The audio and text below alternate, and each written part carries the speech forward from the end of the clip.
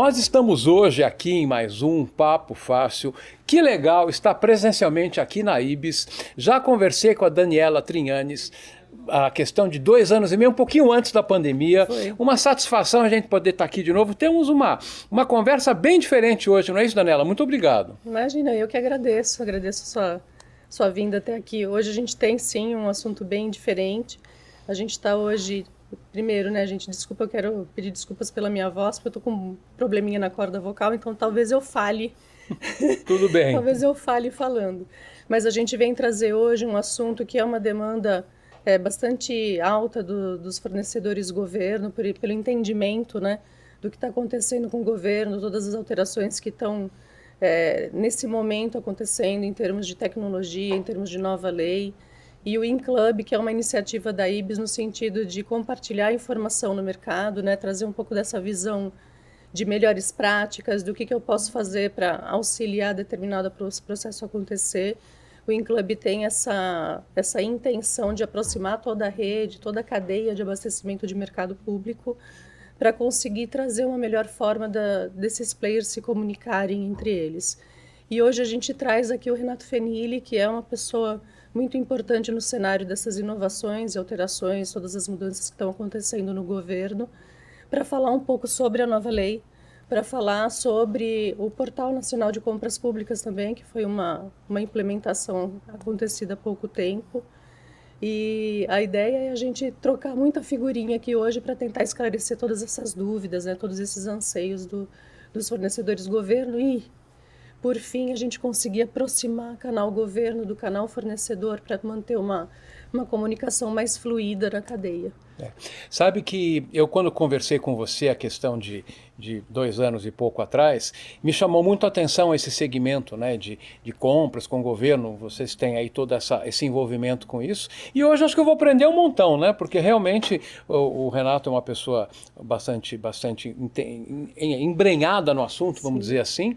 Mas então agora vamos chamar o Renato vai fazer toda essa explanação para a gente. E temos uma série de perguntas que já nos foram enviadas, então a gente tem já uma demanda gigante para ele, não é isso? Isso, temos sim. Eu espero que esclareça pelo menos as principais dores e dúvidas de todo mundo. A gente está aqui numa intenção de facilitar o meio de campo. Vamos ver se a gente consegue chegar lá. Muito obrigada, Flávio. Não, eu que agradeço. Vamos chamar o Renato agora. Bom, agora nós estamos aqui com o Renato Fenili. Ele é secretário adjunto de gestão do Ministério da Economia e está à frente das mudanças e das inovações recentes que têm acontecido na área de compras públicas do Brasil.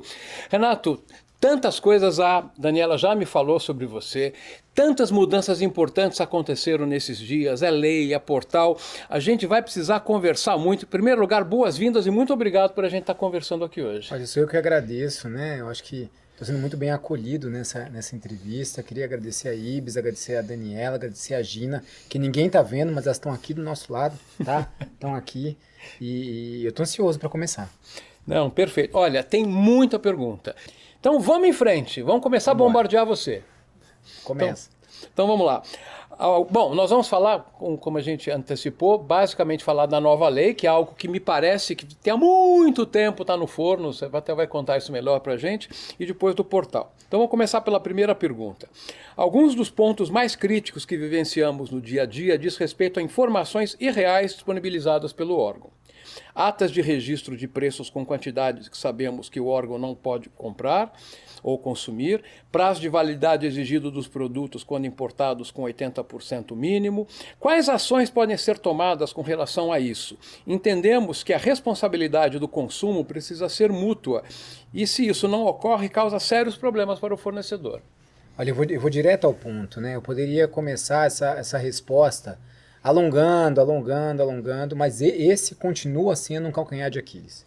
Ele não vai ser saneado por uma nova lei. Obviamente, numa relação contratual com o Estado, você tem que, quanto mais assimetria de informação ou informações equivocadas, pior é para as partes, tanto do lado do fornecedor quanto do lado da administração.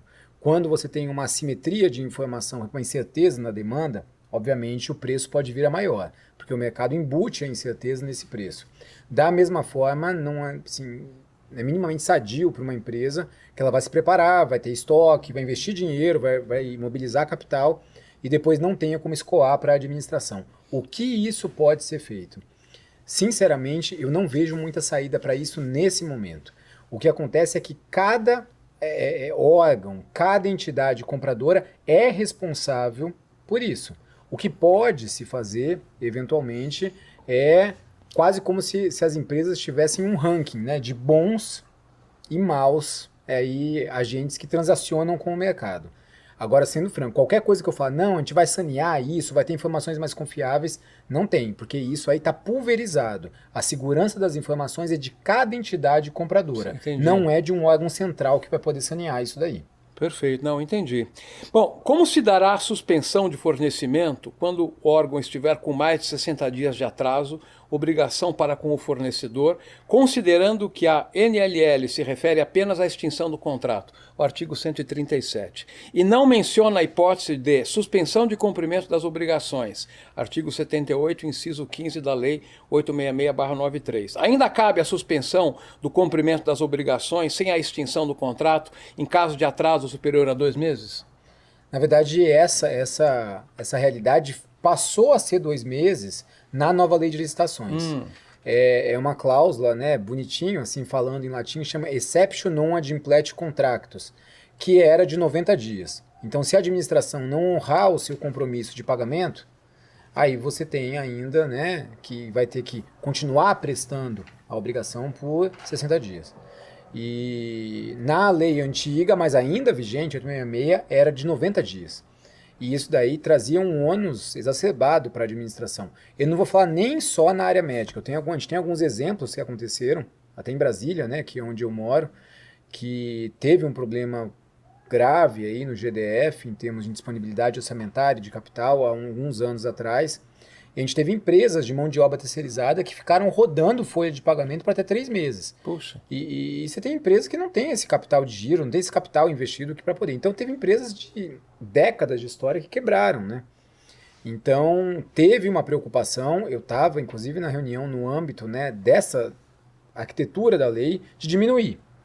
E aí teve uma discussão, vamos pôr para 30 dias? Ah, não, mas 30 dias aí ficar muito ruim para a administração. Então, na verdade, o que acontece? Eu sempre acredito nessa alegoria do pêndulo, né?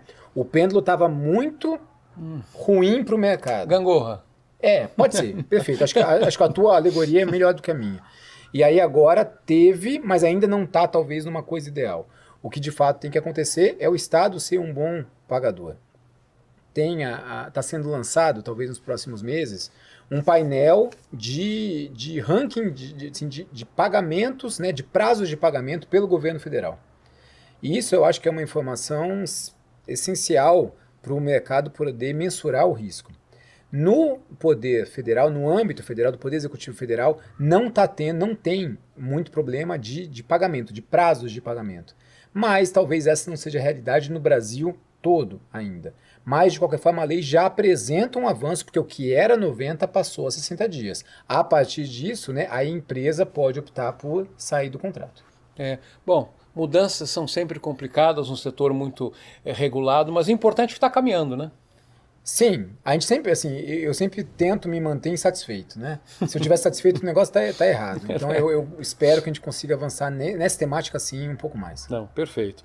O que você poderia nos falar a respeito de diálogo competitivo? Como será utilizado pelos órgãos públicos?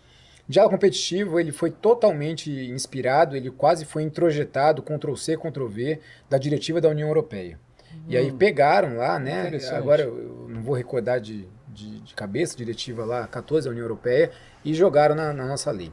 Ele parte de um pressuposto bacana, eu poderia falar muito, vou tentar ser super enxuto aqui para responder o maior número de questões, mas ele parte de um pressuposto básico, que assim, quem conhece melhor das soluções é o mercado, não é a administração. A administração, ela tem a sua assimetria de informação, ela tem que conhecer o seu problema, e tem que discutir esse problema com o mercado. Então, não é só o diálogo competitivo que fomenta esse ambiente de inovatividade. Não é inovação, é inovatividade, que é a propensão a se inovar. Então, porque inovação é ex post, inovação você só vê depois. Depois que o cara forneceu alguma coisa, bacana, teve um impacto bacana. Então, o impacto vem depois. O diálogo competitivo é a propensão a você inovar, então é inovatividade. E aí nós temos o seguinte...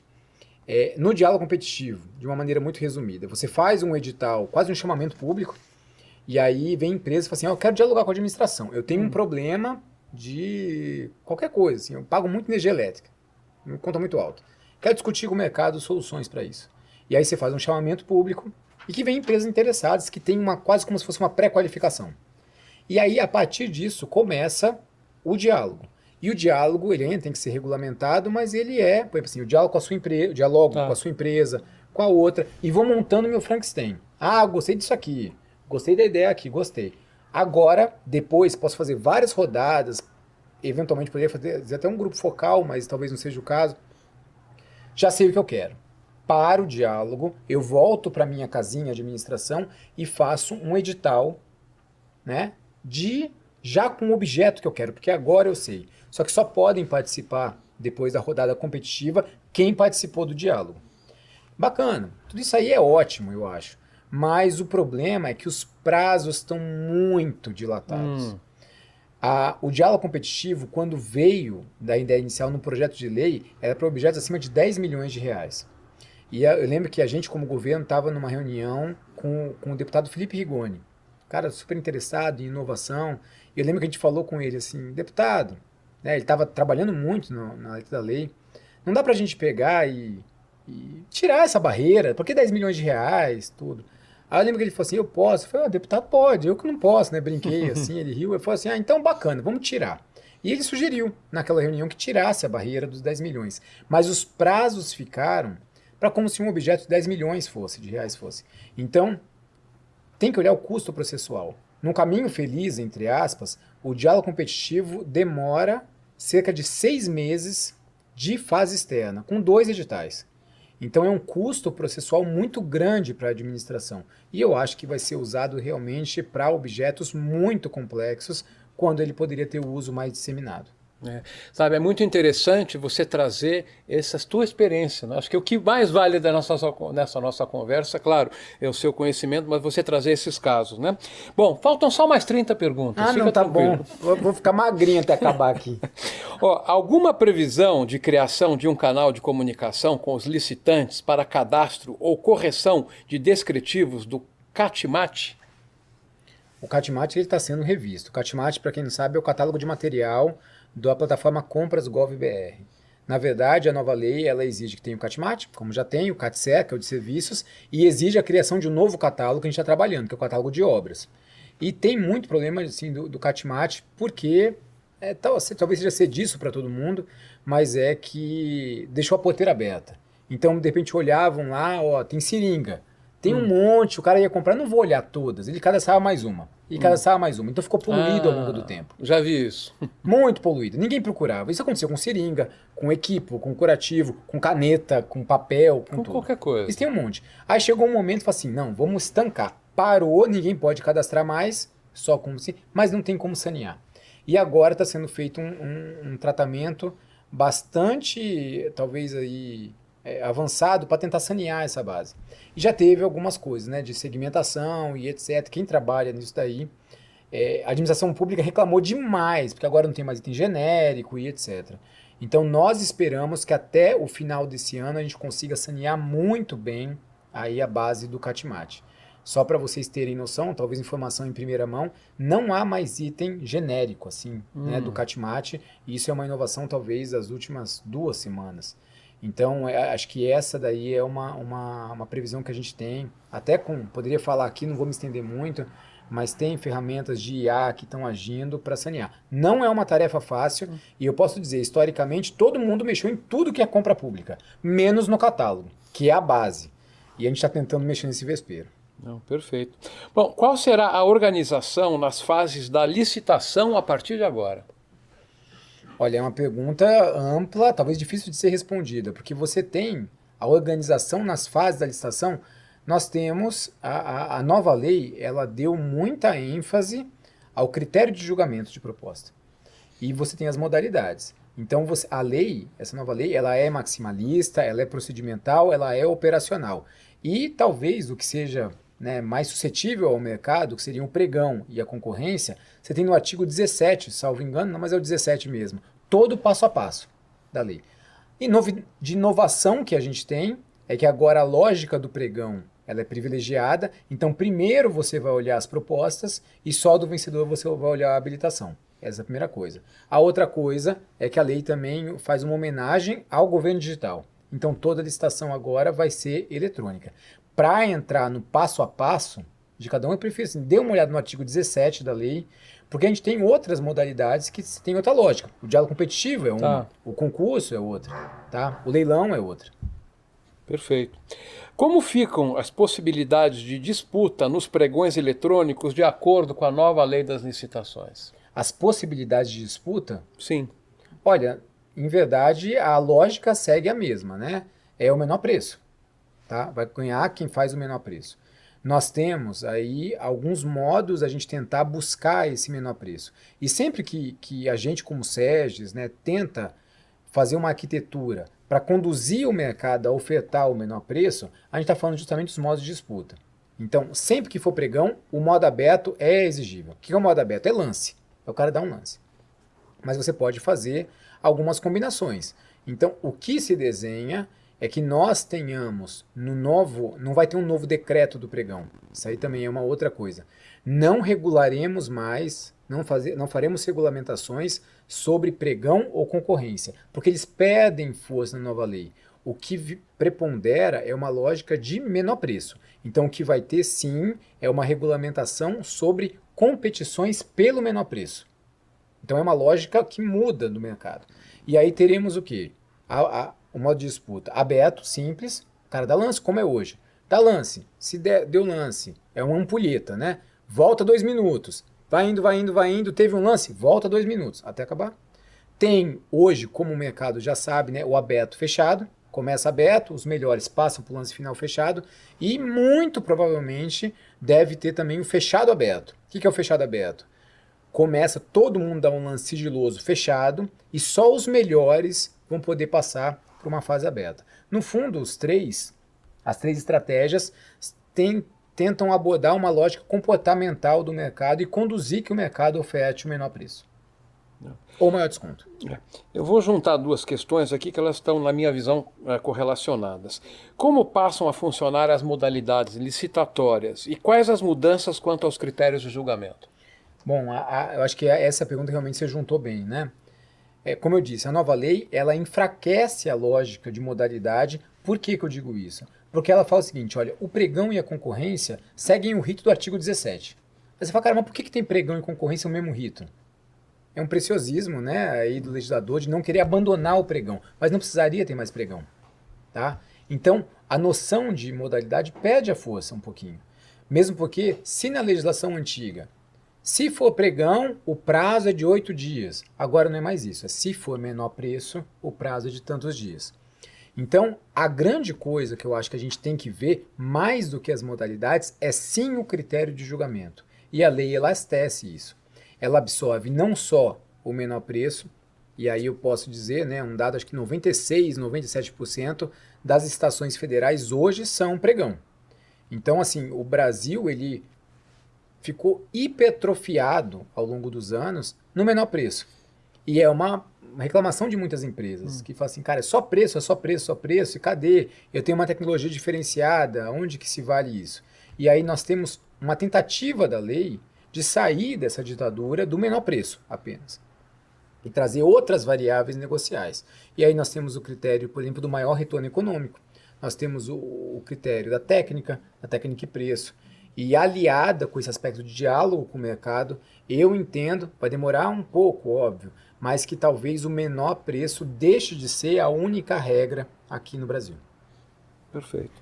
Com a nova lei de licitações, podemos entender que os pregões presenciais não serão mais viáveis? Olha, viável ele sempre vai ser, né?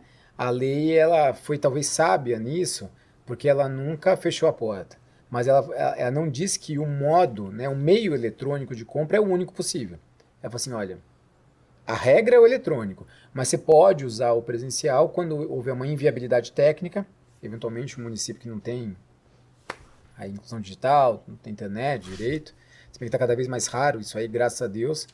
E também quando a admissão conseguir comprovar que o presencial ele é de fato, aí vantajoso para a administração.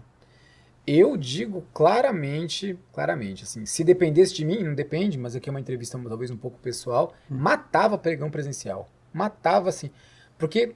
A Bolsa de Valores não tem mais. Então...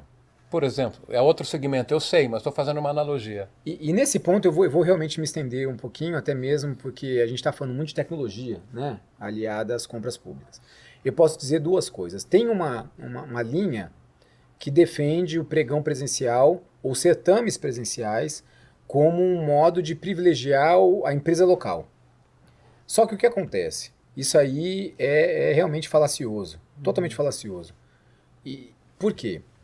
Em geral, as empresas que carecem talvez de um fomento do Estado são mais para aqueles locais mais carentes. E precisa dessa ajuda toda estatal.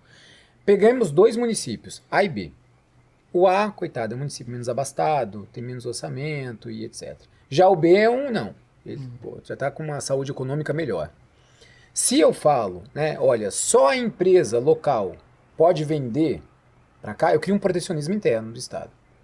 E aí, pega aquela empresa, coitada, tá mal das pernas, tudo, ela tá num município ruim, que não tem dinheiro. Então, ela vai poder ter um privilégio para vender aquele município ruim, que não compra muito. Já a outra empresa, que dá num município melhor, São Paulo, alguma coisa que compra mais, ela vai ter uma vantagem para um bom comprador. Então, você acaba o quê? Aquela que é uma empresa que já tá lascada, tá no município pobre, ela fica vítima do município pobre. Ela não consegue entrar no município mais rico. Então a gente acaba olhando esse tipo de coisa com uma certa miopia. Esse é o primeiro ponto. E o segundo ponto é que não se iludam. O governo, ele entrou num paradigma de e-procurement, de compra eletrônica. Faz 2 semanas e meia, que se concluiu a primeira transação com o governo em contrato administrativo via celular. Então, hoje, o Compras possibilita que empresas deem lances em dispensa eletrônica, cadastrem a proposta via celular. No mês que vem, em julho, vai possibilitar que dê lances na dispensa. 57 empresas já ganharam dispensas via celular. Mais de 6 mil cadastraram a proposta inicial. Isso não volta. Não volta. Eu fico brincando, que eu vou me dar por satisfeito. E não é um futuro muito longe, que você vai estar na sua casa lá, vendo a sua Smart TV, vai clicar e falar, Alexa, dá um lance lá, abre pregão tal. Pô, dá um lance lá, R$20 pra mim, volta para ver fantástico. O filme. Isso não tá tão longe. Ontem, nós fizemos um webinar pela SEGES. E aí a gente chamou, ela foi totalmente disposta a vir, uma dona de bar de Ribeirão Pires, aqui em São Paulo, que ela tem uma mercearia do bairro dela, e ela foi uma das ganhadoras. E ela falou assim, olha, uma situação complicada, de pandemia, de crise, etc. E aí, meu marido, minha filha, falou assim, vamos ver, abaixei o aplicativo, dei um lance, falou assim, até eu perceber que eu era a única lá, demorou. E aí, ela ganhou. E falou assim, isso aí abriu, ela fala assim, abriu outro leque de oportunidade de ter uma vida melhor. Então, eu digo para vocês, o que é digitalizado nunca volta para trás. Nunca tinha pensado nisso. Nunca. O máximo que acontece é você corrigir o rumo, mas não volta a ser analógico. Então, não vai voltar. Eu sei que eu me estendi na resposta, mas olha como que é. Eu perguntei para ela assim, Tatiane, o que você vendeu? Foi uma feijoada. Porque o pessoal estava planejando, sabe, eu faço feijoada e para ela foi uma realização. Então, você, empresa, que está vendo, a transação vai ser muito via aplicativos móveis. Certo. Bom, nós temos uma pergunta aqui que eu acho que você já passou por ela, Sim. se não completamente, você pode complementar. Como funcionará o registro de preço dentro da nova lei das licitações? O registro de preço, quase que toda a regra do que era o decreto federal foi absorvido na nova lei. Então talvez tenha pouco espaço para fins de uma regulamentação. De grande inovação. Agora o registro, a ata tem validade por 1 ano, prorrogável por mais 1. Então passa a ser 2 anos. E em especial, você empresa, atente, vai ser possível fazer a revisão e o reequilíbrio do preço na ata de registro de preço. Dando sequência, Pois não. como a matriz de risco funcionará no Comprasnet? Boa pergunta. Na verdade, hoje o que tem no Comprasnet, Compras.gov.br, é a ferramenta de gestão de riscos durante a fase interna. Tem uma diferença de gestão de riscos e matriz de riscos. A matriz de risco é uma cláusula contratual que vai reger o contrato eventualmente com um pedido de reequilíbrio. E isso daí nasce do módulo gestão de riscos que está lá no começo da fase interna e vai indo, vai indo, vai indo. Só que em algum momento, essa matriz de risco sendo lapidada, ela vai para edital e depois vai para contrato. E isso daí vai estar no compras contratos. Então, a gestão da matriz de riscos ainda não está, mas no futuro ela vai estar dentro do compras contratos. Como se dará a exigência e comprovação de programa de integridade dos licitantes na ótica da nova lei? Olha, essa daí é uma pergunta que talvez a gente tenha que direcionar mais até para a CGU. A gente tem conversado sobre isso e aí a gente tem uma situação em que talvez, e aqui simplesmente é um vislumbre, nada muito certo, mas que essa comprovação de programa de integridade vai estar dentro e absorvido pelo Sistema de Registro Cadastral Unificado. Vou parar por aqui, porque ainda é uma seara que a gente vai ter que evoluir mais. Ok. A questão do orçamento sigiloso, é confusa essa questão. Você pode explicar melhor? Olha, na verdade o problema é a palavra sigiloso, né? E aí, cara, tudo que é sigiloso a gente acha que é a treva. Não, calma lá. Na verdade, se eu mudasse o nome e falasse assim, é o preço estimado amplamente divulgado após o julgamento da proposta. Bacana. No fundo é isso. O que acontece? Você tem alguns mercados que, por exemplo, telefonia, que a competição, cara, é por centavo. E se você divulga o preço máximo, pelo menos a teoria diz, as empresas colam naquele preço máximo e competem quase nada. Então, tem uma teoria que fala assim, ó, você vai a empresa não sabe qual é o preço máximo que pode pagar. Você pode pagar. E aí tem uma tendência em mercados oligopolistas de você conseguir um preço a menor. É uma estratégia do órgão e da entidade. Não é imposto ter o orçamento sigiloso, é da curva de aprendizagem de cada um.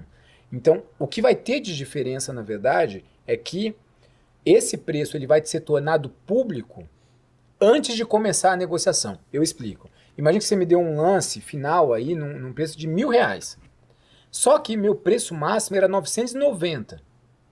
E aí eu tenho que falar, depois de tudo, falar assim, ó, meu preço é esse. Porque senão você vai achar que tá bem. Só que com R$1.000 você vai ser desclassificado. Então essa vai ser uma mudança. Esse preço vai ser tornado público antes de começar a negociação final com o fornecedor. Perfeito. Como fica a questão dos contratos serem possíveis de 5 a 10 anos para produto de uso contínuo? Isso irá dificultar a disputa. Como fica a correção dos preços, principalmente no caso de custos muito flutuantes? Tira a possibilidade de empresas de médio e menor porte a disputar? Tira. Não tem muito o que falar, não. Tira, né? Na verdade é uma situação de você diminuir custo da administração, porque você tem menos assim, renovações contratuais, você consegue ter um contrato mais longínquo, mas você abre menos janelas de oportunidade para o mercado. E aí você realmente vai ter situações em que, a depender do objeto, ele vai estar atrelado a algum índice de mercado para fazer esse reajuste, revisão, repactuação, conforme for, mas quando você fecha janelas para o mercado e estende o seu contrato, a temática de revisão de preços ela é muito tensionada. Então, existe a possibilidade, e é um pedido que várias empresas já fizeram para a gente, que é regulamentar a revisão de preço. Então, é uma coisa que a gente tem que também se aprofundar. Os municípios podem utilizar a nova lei de licitações, independentemente da aprovação do decreto que a regulamente? Vamos lá, são duas perguntas em uma. A lei, ela é um esqueleto. Ela nasceu como um esqueleto. Ela não para em pé. Você tem mais ou menos uns 60 atos infralegais necessários a serem expedidos para dar tendão, músculo, carne, porque senão ela não se opera. A gente fala que a lei, por exemplo, toda vez que a lei fala o seguinte, olha, você vai fazer a pesquisa de preço conforme regulamento. Sem o regulamento, você não pode fazer. Então, você precisa da regulamentação para ter, termo técnico, ter eficácia plena da lei. Ela é um grande diploma de eficácia limitada. O que acontece, e eu vejo com ressalvas isso, a gente tem alguns estados, alguns municípios que estão fazendo um decretão. Faz um decreto de uma vez só, a gente tem, por exemplo, o estado do Paraná, 700 artigos, e para regulamentar de uma vez só. É bacana? Por um lado é, porque você torna operacional a lei assim. e obviamente você se vale, por exemplo, de uma expertise de outras equipes. Mas cada estado não pode acabar fazendo uma versão diferente?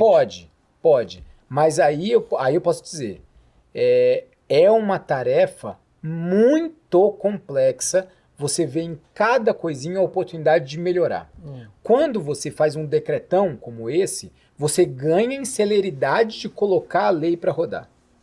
Você perde em quê? Em custo de revisão. Porque um decreto de 700 artigos, ele vai ser revisto e revisto. E lapidado, espero que seja, né? Lapidado. E ao mesmo tempo, você perde profundidade. Porque às vezes para você pegar assim, eu quero ver esse registro de preço. Vamos ver, vamos conversar com o mercado, vamos fazer uma consulta pública, vamos dialogar para ter inovação. Então talvez você perca em potencial de inovação. Eu vejo com reticências isso. Bom, as dispensas de licitações e contratações emergenciais passam a ser obrigatoriamente por meio eletrônico via portal de compras governamentais, por exemplo, ou podem se dar de forma direta e mais informal por cotação de e-mail, etc. Pode se dar. Depende de como se der a regulamentação. No governo federal, Poder Executivo Federal, a gente fechou essa possibilidade. É só compra eletrônica.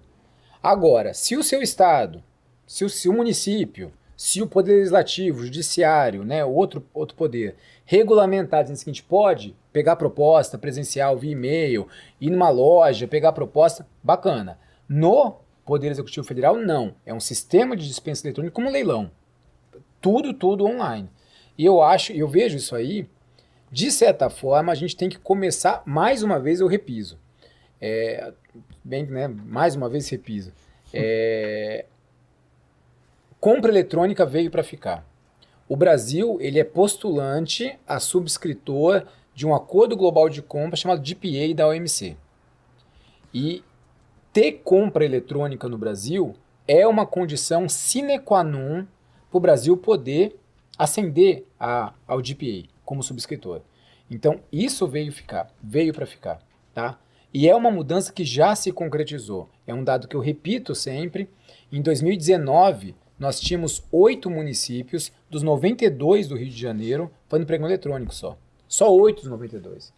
E hoje a gente está fazendo compra, né, pública via celular. Então, empresa, esquece esse negócio de presencial. Tem que ser tudo online.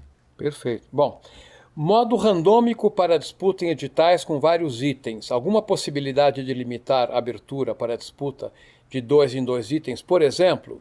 Dessa maneira, a administração talvez consiga atingir o valor mais vantajoso. Ainda com relação ao tipo de disputa, o modo randômico admite que as licitantes consigam ter melhor margem, caso o item feche no randômico e o valor já esteja abaixo do estimado. No entanto, esse não é o melhor modo de disputa, visto que só no modo aberto, com prorrogação automática e que as empresas esgotam seus lances ao máximo, sendo melhor para a administração. Cara, quem fez essa pergunta aí quis me lascar. Meu Deus do céu, quem fez essa pergunta? Rapaz, ó, tem um paper... Passa por ela. Não, eu falo tudo aqui, mas essa daí é que me dá vontade de falar demais. Modo randômico, ele foi comprovado por um estudo robusto do Banco Mundial que não é a melhor técnica. Modo randômico é que você tem um fechamento aleatório. Tá na disputa, ó, em qualquer momento pode acabar a disputa. Isso aí é para atribuir um senso de urgência ao competidor. Você vou dar meu menor preço. Entendi. Mas saiu pela culatra. Porque, na verdade, acabava a disputa e o preço não era o melhor. E aí o Banco Mundial fez um estudo, etc. Então, hoje, tempo randômico não é o último para acabar uma licitação. E não vai voltar a ser. Jamais. Não vai voltar a ser. O que acontece, e eu entendi o pedido provavelmente a pergunta que deve ter vindo de uma empresa, é que ela, na verdade, de repente está numa licitação com 50 itens. E ela fala, cara, não posso fazer de 2 em 2, porque eu preciso de mais capacidade operacional. Não, porque o custo da licitação fica muito grande, mas a sua preocupação, ela vai ser saneada com a parametrização de lances, que é o quê? É o robô de governo. Então você vai poder colocar antes, ó, eu posso chegar até esse preço, você coloca isso aí bem antes, aqui, e eu quero que abaixe o meu de 3 em 3 reais. E aí você vai conseguir, de repente, estar participando de 3, 4 pregões ao mesmo tempo, inclusive. Pode nos dar uma visão geral do PNCP e como o governo pretende consolidar todos os processos dessa plataforma? O uso do PNCP é obrigatório aos municípios? E como vai funcionar o portal PNCP, se ele vai substituir SICAF e CAUFESP? Vamos lá. PNCP está no artigo 174 da Lei de Licitações. Eu hoje sou o presidente do comitê gestor, né, da Rede Nacional de Compras Públicas, que faz a gestão do PNCP. O PNCP ele tem no parágrafo 2º do 174 um monte de informações. Então ele é um portal de transparência. Mas no parágrafo 3º tem um monte de sistemas que correm nele. Então ele não vai substituir o sistema de registro cadastral unificado ou CAUFESP. Vai ter um sistema de registro de empresas unificado que vai estar correndo dentro dele. É a primeira coisa. Como que vai funcionar o PNCP? Ele já funciona. Ele foi ao ar dia 9 de agosto do ano passado e os municípios podem e devem utilizá-lo. O que a lei fala é que municípios, como de menor porte, né, com menos de 20 mil habitantes, tem até 6 anos da lei, 4 anos e 10 meses, para fazer o uso pleno do PNCP. Mas já pode usar, tá? Então essa é uma coisa.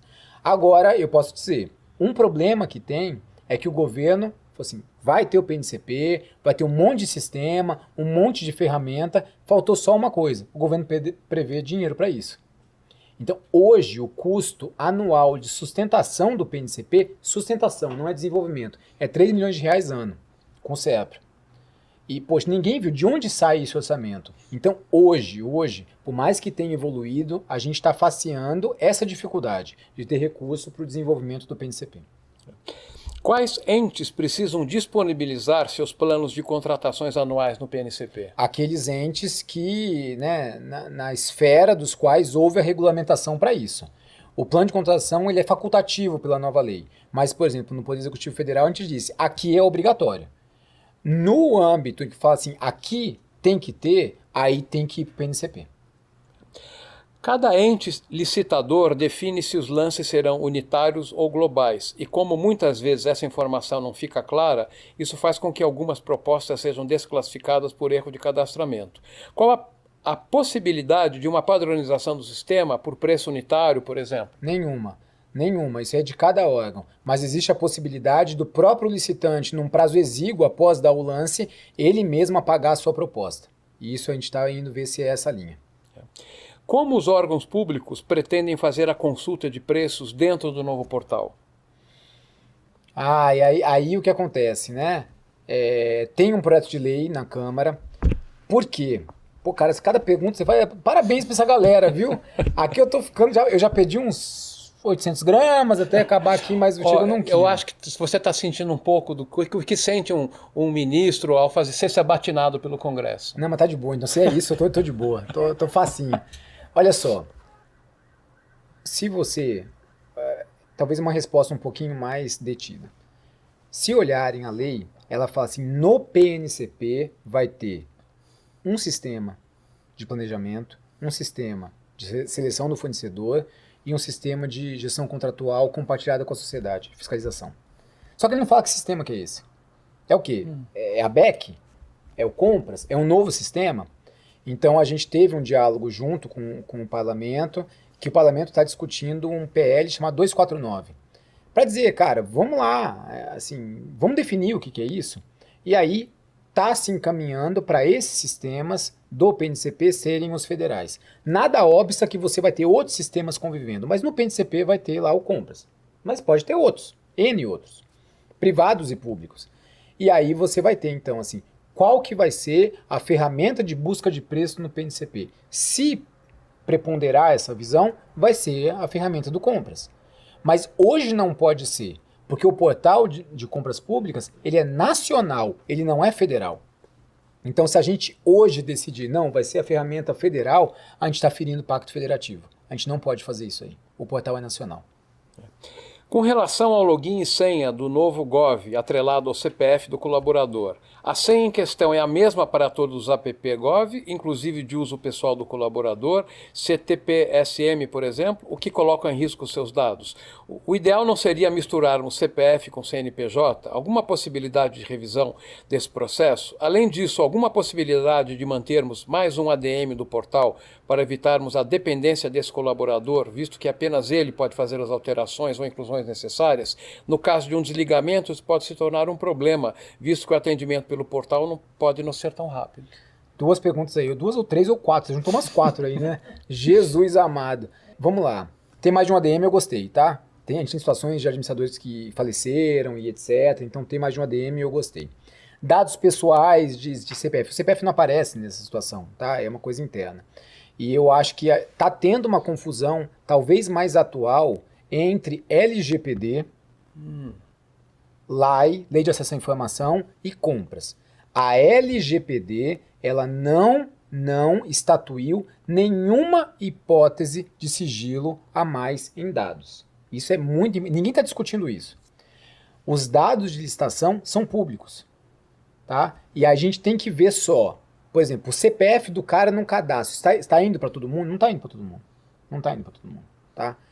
O que tem que amadurecer a administração é se aqueles dados pessoais, por exemplo, aí mudando um pouco o foco, o cara cadastrou uma CNH para estar habilitado numa licitação. Isso tem que estar exposto para todo mundo ou não?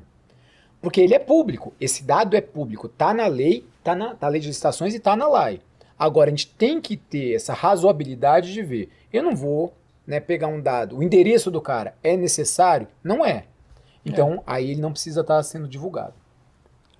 Com relação à participação de empresas estrangeiras em licitações no Brasil, consegue nos dar mais detalhes sobre o impacto que essa abertura de mercado causou em outros países que seguiram os mesmos passos? O Brasil, ele não fez uma abertura legal a empresas estrangeiras.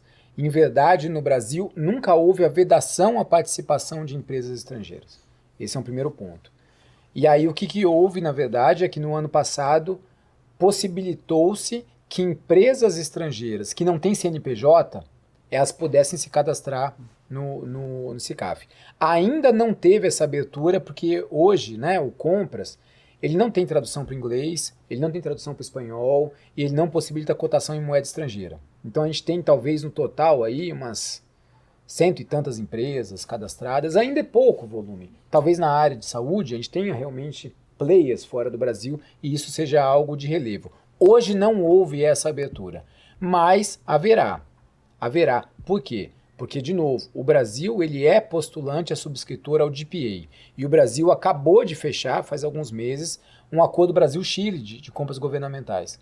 Então, não adianta saber muito. São players que vêm de fora, que têm que ter representação legal e administrativa durante o curso da licitação, mas que vão entrar aqui.